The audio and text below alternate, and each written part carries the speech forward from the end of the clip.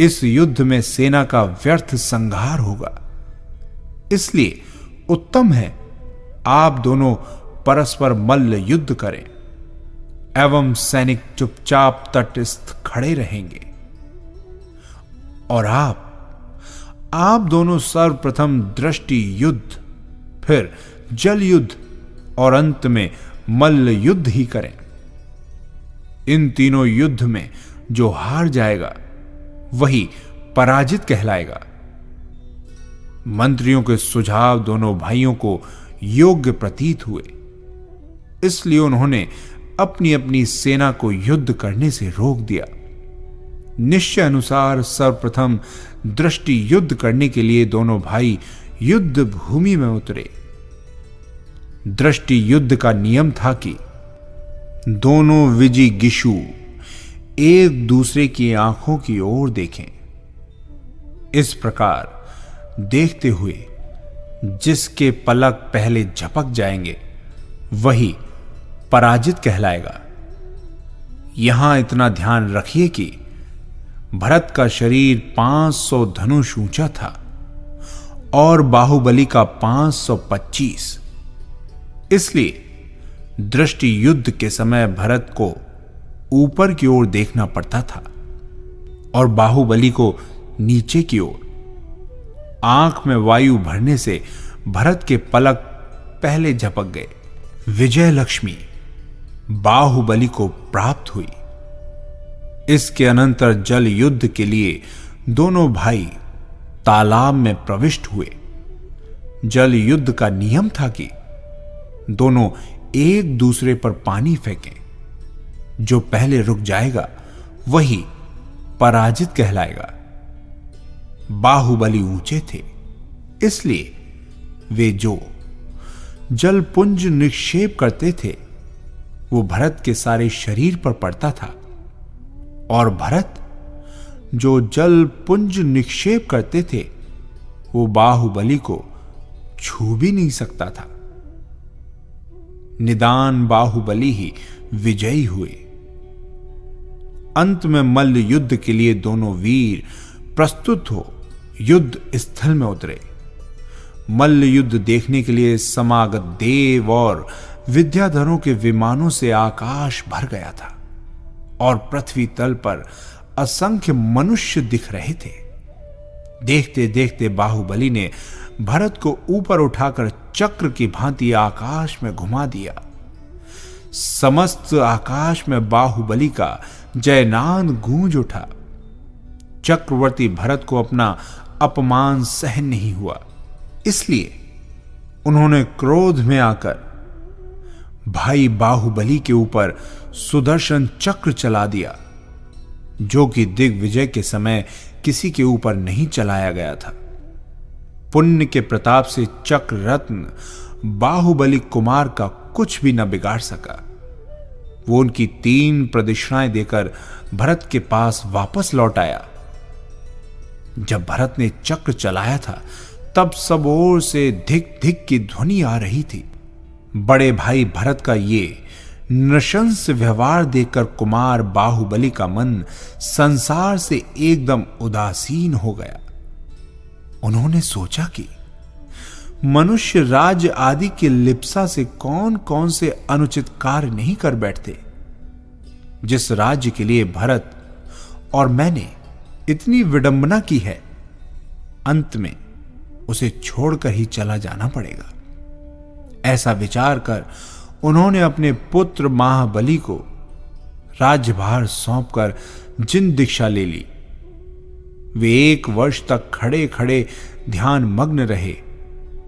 उनके पैरों में अनेक वन लताएं और सांप लिपट गए थे, फिर भी वे ध्यान से विचलित नहीं हुए।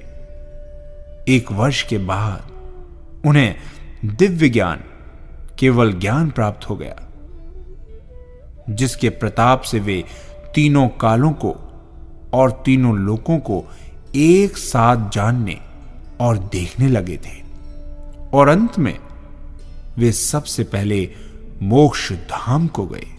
इधर जब क्रोध का वेग शांत हुआ, तब भरत भी बाहुबली के बिना बहुत दुखी हुए।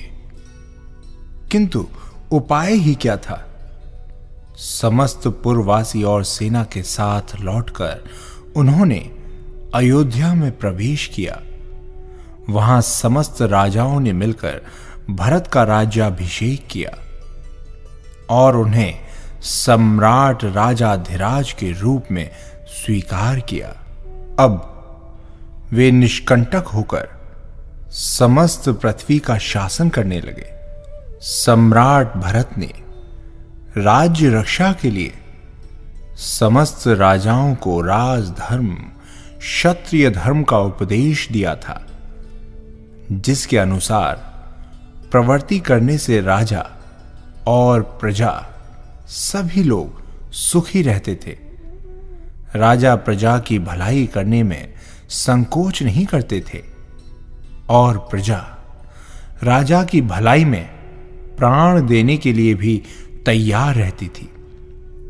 इस तरह महाराज भरत स्त्री रत्न सुभद्रा के साथ नाना प्रकार के भोग भोगते हुए सुख से समय बिताते थे। एक दिन उन्होंने विचारा कि मैंने जो इतनी अधिक संपत्ति इकट्ठी की है उसका क्या होगा? बिना दान किए इसकी शोभा नहीं। पर दान दिया भी किसे जाए? मुनिराज तो संसार से सर्वथा निष्प्रह हैं, इसलिए वे न तो धन धान्य आदि का दान ले सकते हैं, न उन्हें देने की आवश्यकता भी है। वे केवल भोजन की इच्छा रखते हैं, सो गृहस्थ उनकी इच्छा पूर्ण कर देते हैं। हां, गृहस्थ धन धान्य का दान ले सकते हैं, पर अव्रती गृहस्थों को दान देने से लाभ ही क्या होगा? इसलिए अच्छा यही होगा कि प्रजा में से कुछ दान पात्रों का चुनाव किया जाए जो योग्य हों। उन्हें दान देकर इस विशाल संपत्ति को सफल बनाया जाए।